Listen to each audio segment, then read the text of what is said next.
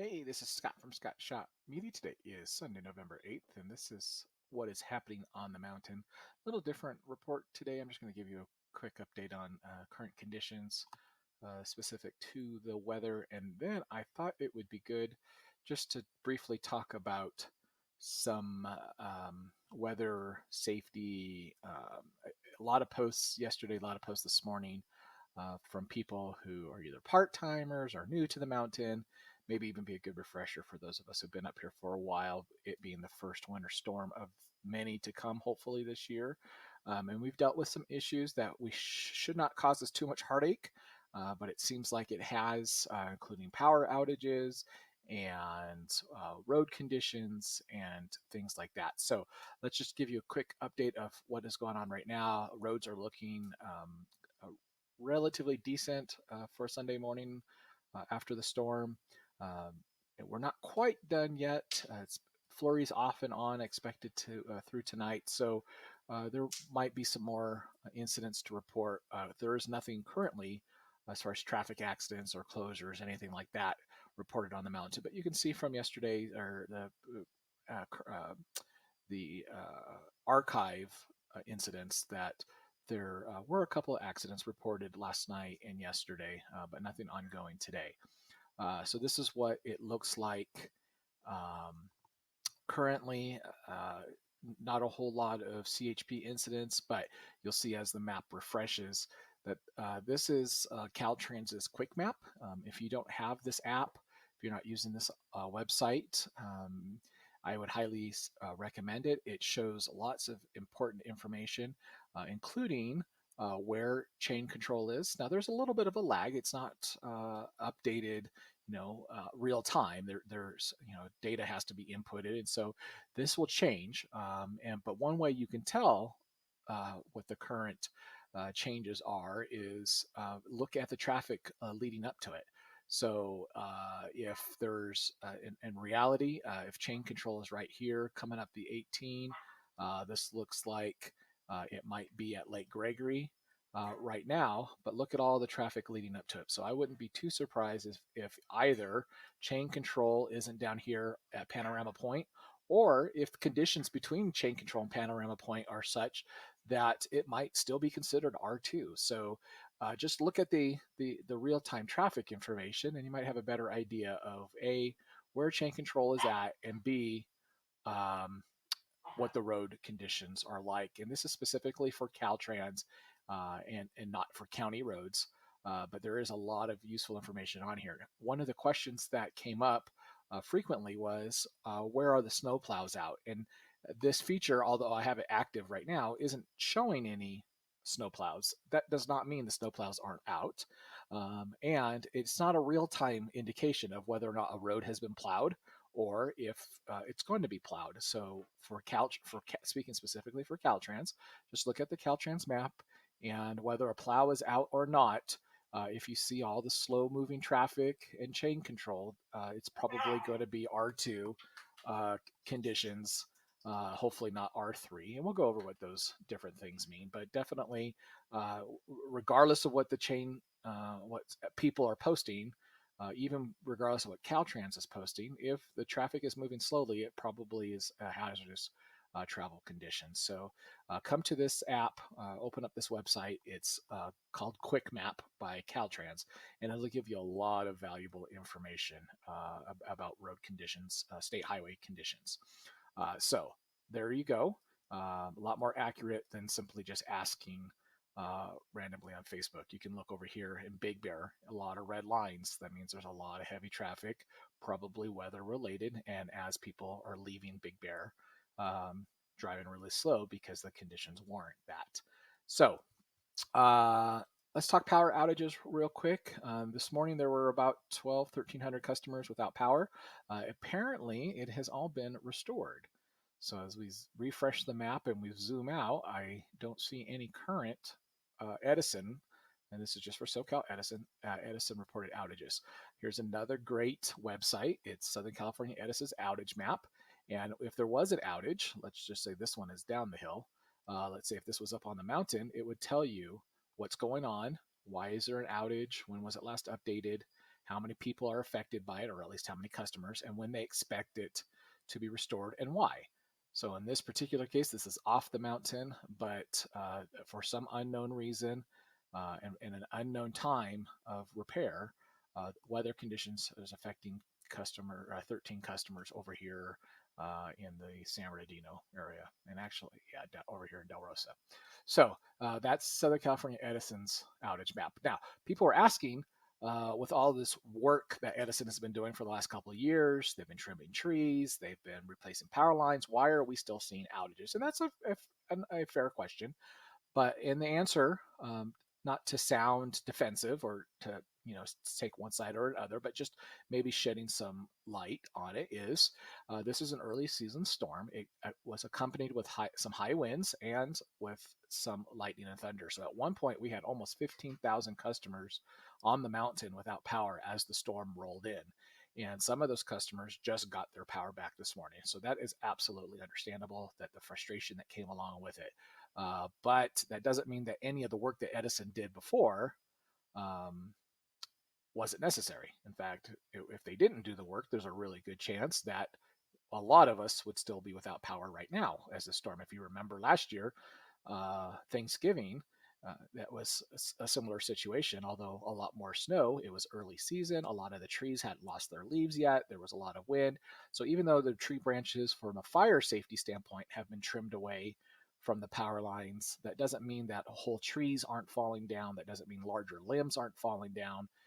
And so there was only a few feet of clearance between the power lines and the trees, not 20 feet, 30 feet, 40 feet, which would be required to protect those power lines from trees falling down or large limbs falling down. Also, with the lightning striking transformers, there's nothing that can be done to prevent that from happening.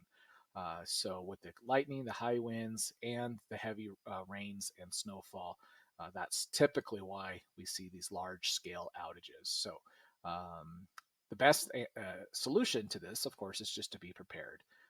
Gas for your generator if you have one, plenty of fire for the wood for the fireplace if you have one. I saw somebody post, I thought it was a great idea. They're talking to their next door neighbor. A generator could be a huge expense for something that's not used very often, and maybe going in with a neighbor or two. Larger generators can power multiple houses, especially if you limit the amount of stuff that you're trying to power with a generator. And so maybe that is a good option that you would want to get with your neighbors and talk about. So that is power outages, and we'll do maybe a little story on generator safety and electrical safety and things like that. Some great resources that I'm going to post. I'll do an individual one for electrical safety. I'll do an individual one for chain control and road conditions. But this one is, what is the difference between when we say there's R2 or R3 conditions? So chains, those are chain control that is enforced by Caltrans and CHP. So you have a chain control. And what I saw lots, I don't know, 100 posts, I bet, between the different pages on the mountain. Hey, it says R2, I have a four-wheel drive, do I need to have chains? Hey, it's R2, I have all-wheel drive, do I need to put them on? So first and foremost, read your owner's manual. The owner's manual is going to tell you whether or not chains or other traction control devices like cables are needed. Certain vehicles can't have chains. For example, all-wheel drive, in many cases, traction control devices are going to be a better option because of the clearance between the wheel well and the tire. So read your owner's manual to determine what type of chain or traction control device is required, regardless of your vehicle, regardless if it's four-wheel drive, regardless if it's all-wheel drive. When it's R2 and R3 conditions, you are required to have those devices in your vehicle. They don't necessarily need to be on, and there's several factors that will determine whether or not you should. And remember, there's a difference whether you should have them on or you have to have them on. Your ability, your experience and confidence in driving in snowy and icy conditions is a huge consideration. And most of the accidents, well, at least half of the accidents, I'll be fair, half of the accidents that occur on our mountains during the winter weather are locals with four-wheel drive or all-wheel drive. So it's not the vehicle that makes it. In fact, many people can argue, and I drove two-wheel drive vehicle a lot a two-wheel drive vehicle with chains can be as safe as a four-wheel drive vehicle without chains. Why?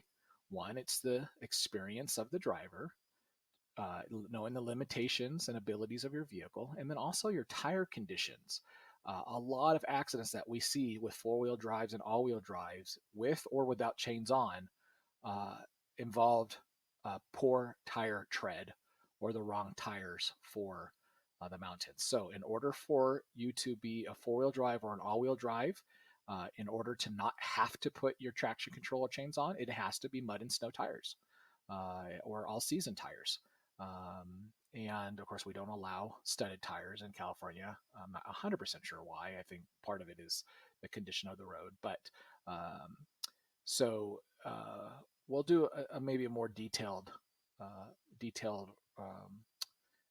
instructions on tires and chains and traction control device. But that, in a nutshell, is what is required. Regardless of your four-wheel drive, regardless of your all-wheel drive, regardless if you live up here part-time, regardless of your full-time, um, have those chains and cables with you. If you go to R3, you have to put them on. All vehicles will have to put them on, regardless of four-wheel drive or all-wheel drive. If you have poor tires, chains and traction control devices may not help you very much. And if you have little to no experience driving in the snow, four-wheel drive, all-wheel drive, chains, traction control devices may not help you very much at all. So I'm going to post a link here to the this chain installation chart. That's this next page here. I'll post this so that you can take a look at it. And this shows you the difference between chains and cables and where you're supposed to put them on your vehicle. Most of us aren't towing trailers in the winter up here, although some people do. So this will have good instructions on if you're going to be towing the trailer, going to make a dump run. Maybe you're going to take your your quads or side by sides out for fun, and if you're going to take your snowmobile out, invite me to go along with you. I don't have a snowmobile, so you'll have to loan me yours. A couple other questions that people were asking is, when are the snow plows going to come into my area? Or why hasn't the snow plows come? And there's a lot of different variables when it comes to that. One, what kind of road do you live on? Do you live on a highway that is uh, plowed by Caltrans? Do you live on a county road that's plowed by county roads? Or are you on a private road that might have a special district plow? Maybe even a homeowners association plow. And so you're probably paying for that homeowners association or that special district separately, so you probably know. But let's zoom in here. I think this is Lake Arrowhead. Let's zoom into Lake Arrowhead, closer to my house. And this up here in the purple, this is Deer Lodge Park. And Deer Lodge Park is a special district, and so they have their own plow schedule. And the frequency depends upon a lot of different things: the availability of that snowplow, whether or not that snowplow can actually get there. You can imagine if the only way into Deer Lodge Park is right here, and there's a stuck car because they didn't listen to the previous comments about chains and traction control and four-wheel drive and all-wheel drive and all that stuff, and they got stuck, then that plow can't get through. Maybe there's Airbnb right here, and there's 10 people who decided to come up, and they're all parked on the road, and the plows can't get by. Or maybe the tree fell down and the plows can't get by. So whether or not that plow can make it to your neighborhood has a lot of different variables. It's early in the season. Not everybody, not all agencies have um, their seasonal help hired and trained yet, and even have that seasonal equipment available. And so it is going to take a little bit longer to get the roads plowed. So Caltrans is out in force, and they'll plow the state highways. County roads is out in force, and they'll first hit the primary roads. And I'll show you a map right here. So the next deciding factor is whether or not you are on a primary road or a secondary road. So the primary roads are those wider roads. They'll get a first pass if it's a very heavy snowfall, and if it's very busy, they'll just make a single pass through, assuming that there's no obstructions, no vehicles blocking it, no stalled cars, no stuck cars, no trees and things like that. Then they'll make a second pass through the primary road, and then they'll come to a secondary road, and they'll get your secondary road. And so that's the reason why some people have to wait more than others in order to get their roads plowed. And there's no way of knowing when that plow is going to get there. It changes from storm to storm, from neighborhood to neighborhood. Um, and so the only real answer is if you can hear it. So how do I know if a plow's coming? I stick my head out the window and and I listen. Do I hear one in the neighborhood? And hopefully that means if I'm on a primary road, that it's going to be coming to me real soon. So if you're new to the neighborhood, if you're new to the mountains, ask your neighbors. Say, hey, do we get plowed very often? Are we regular? Are we a primary road, secondary road? But I'll post these maps too, so you can take a look and see what that the answer. So I hopefully that cleared up some things. I know I kind of jumped around a little bit, but I'll to avoid confusion, I'll post all of this information available to you. Follow along on what is happening on the mountain, and as there's those breaking newses, road closures, major accidents, things like that, I'll be happy to share that information. And feel free to message me. Feel free to email me. Um, feel free to text me, and I'll be happy to answer any questions that you have. But maybe most importantly is if you know people who are new on the mountain, share this video with them and encourage them to follow along for my daily news updates, and will help keep everybody informed. All right, you guys be safe today and enjoy the rest of this weekend.